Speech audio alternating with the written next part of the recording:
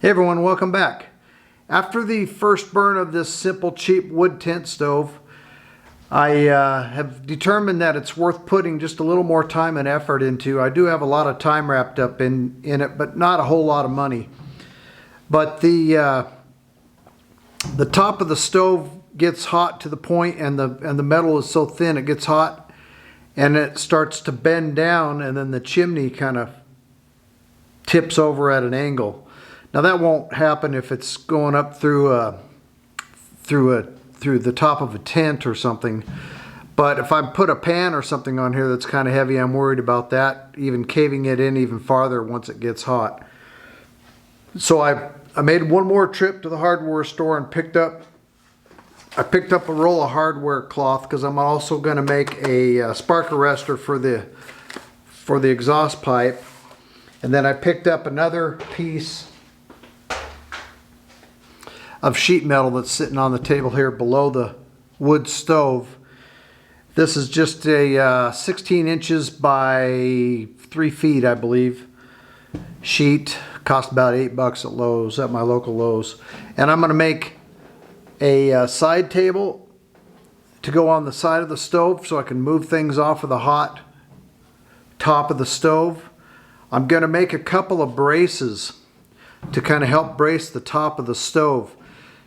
And I'm not exactly sure if I'm going to try to put them inside, which ideally that's where I would put them if I was building the stove from scratch again. But since it's already put together and built and I have the front and back end caps on there, it's going to be kind of difficult to install it inside. So I don't know, we'll see how that goes.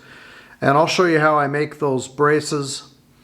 And I'm just going to rivet them on. I'm probably going to use several rivets because it's really trying to put more strength to the top of the stove and keep it from sagging so bad. I'm not going to completely be able to keep it from warping, but at least I think the braces will help with the chimney stability, and then also with being able to put a fairly heavy cast iron pan or pot or something on top. So let's go ahead and I'll get set up, and then we'll go into the process of doing that. The thing is this one sheet is 16 inch by 35 inches, I think, is probably just barely going to be enough to get this done. And it may not even be enough, but we'll see. I'll try to kind of get it laid out. I'm going to try to go with a full length shelf, and I think I'm going to make mine 6 inches wide. But then I've got a 1/2 inch downturns on each side and each end, so it's going to have to be 1 inch wider and 1 inch longer than what I actually want, so I can put those bends in it. And I'll be doing the bends exactly like I did on my build video. If you haven't seen that, I'll put a link in the description, or maybe I'll put one up here on the screen that you can look at. If you're interested in watching the build video, how I originally built this DIY tent wood stove. I thought you might also be curious. I just wanted to show you the bottom of the stove after a good long burn. I mean, I burned this thing for several hours and tried to get it as hot as I possibly could. You can see the bottom still is fully galvanized. None of the galvanization burned off the bottom, and I think as the wood burned, it created the ash, and then that created insulation down here. You can kind of see it on the sides as well, in the back over here,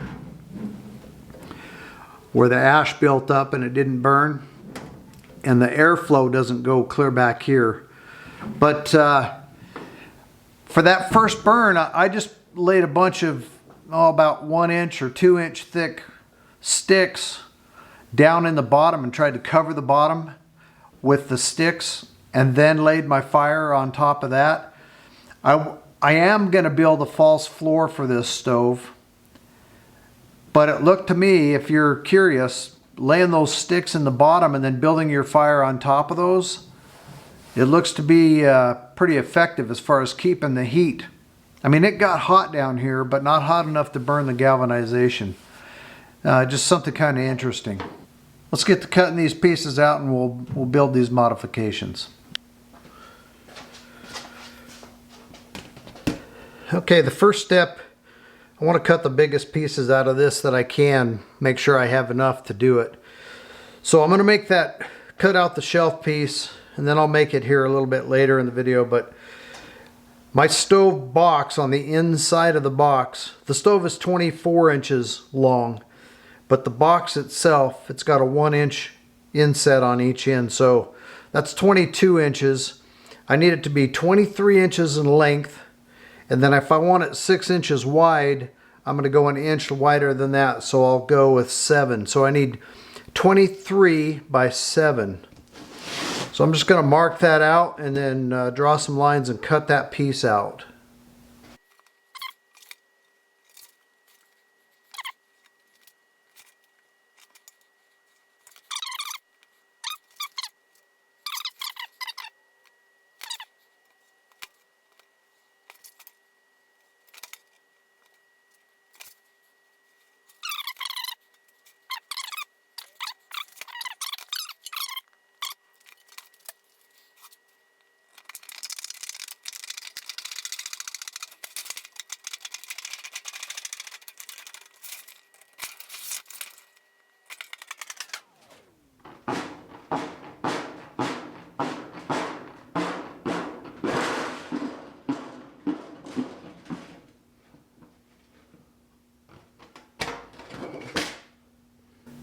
For the supports, I've cut out a piece that looks like this.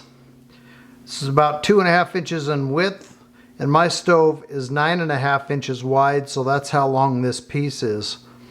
And this is going to get 3 bends. I've drawn a center line, it'll be folded in half, and then kind of a little flap on each side will be bent the other direction so that I can rivet this to the top of the stove.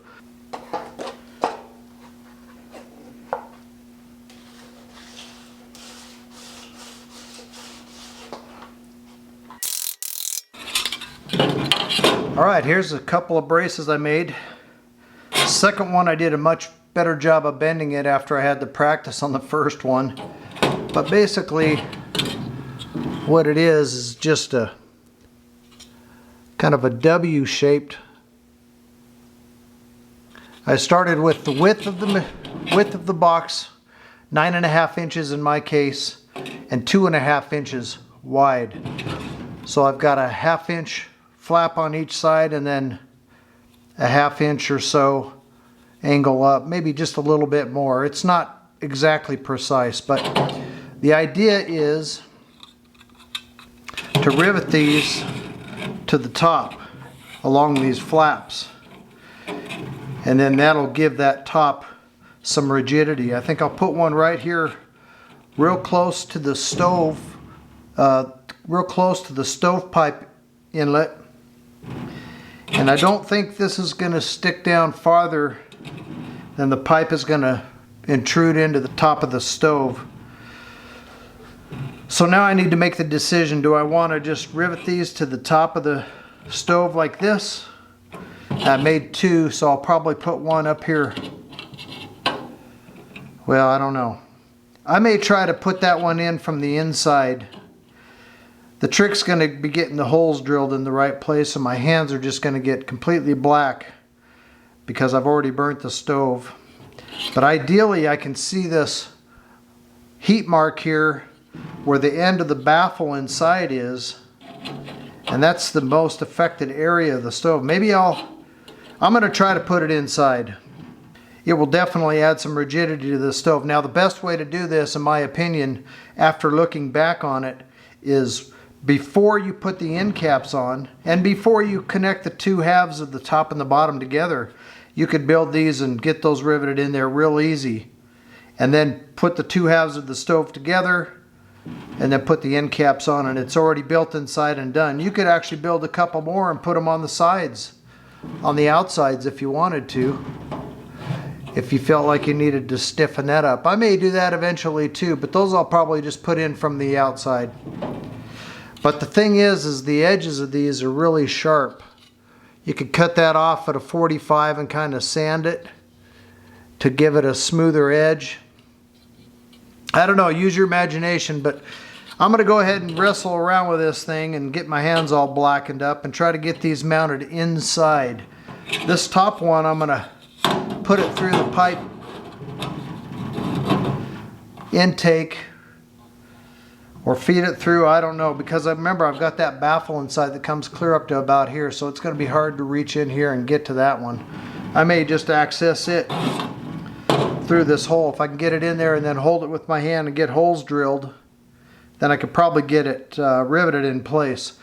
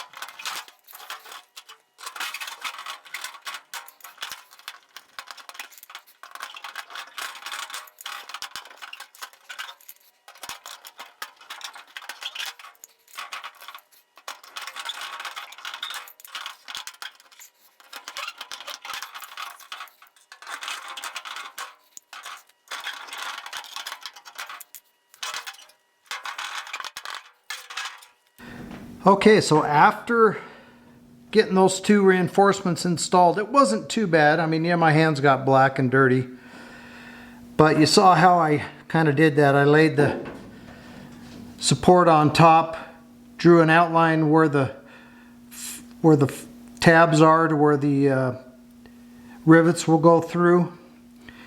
So I knew where to drill the holes, and then held the piece underneath, took a pin and marked where the holes should be drilled after drilling the top, and that way all the holes would line up. Pre-drilled the holes and then held it back in there and started putting rivets in. Let me see if I can get this at an angle where you can see inside. I think we'll do this upside down. That's right before the baffle inside, right at the edge of it there. So I don't think it's going to interfere with the draw. That's what I was afraid of. And the stovepipe does stick down farther in the back than the support does, so I don't think it's going to affect the airflow. We'll find out though on the next firing. I'll fire this thing up and burn it again after I make all these adjustments to it.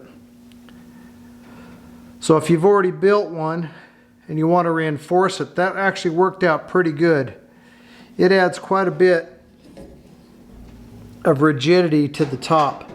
Now I wish I would have done it before, but I didn't know any better. Done it while I was building the stove, because I already have a pretty good warp right in this heat. This is the hottest part of the stove right here, right at the end of where that baffle comes to. But now I got a support there, and it'll help it from getting worse, I think, and give it a lot of strength. You got to be careful you can't add too much to it, or you'll have too much money invested in it. But by the time I finish with this stove altogether with these alterations, I'm still less than $60 into it, even with all of the rivets that I put in there. You know, I could buy a box of 100 for $5.50 or something like that. So I think it's worth it to do a few mods and reinforce it. Okay, I've got the warming tray built and installed.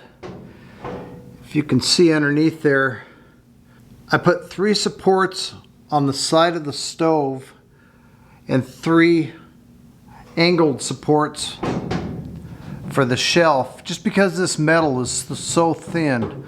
I just don't want that folded in half with a big pot or a coffee pot or something sitting on it.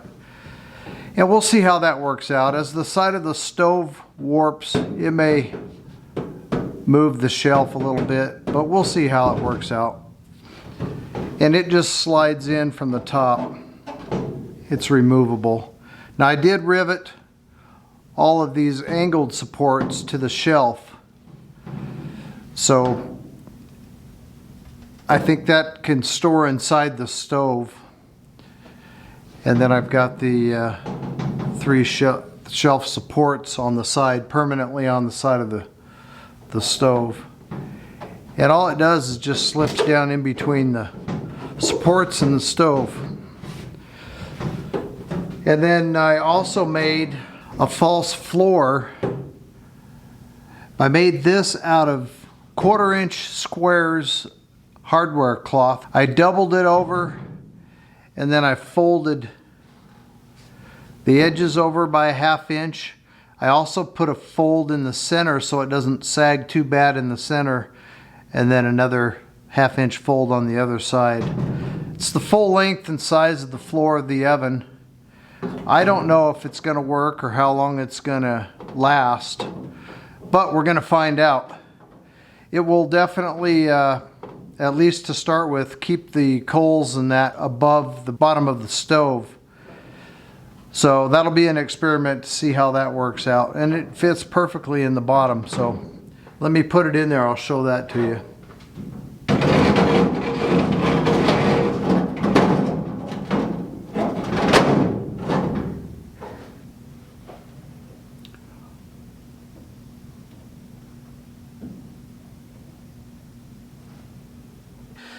Alright guys, I appreciate you watching. If you liked the video, don't forget to give me a thumbs up. Consider subscribing if you haven't already subscribed to the channel so you can see more videos just like this. And stay tuned, we'll do a burn video on the second burn after the modifications. We'll see you on the next video.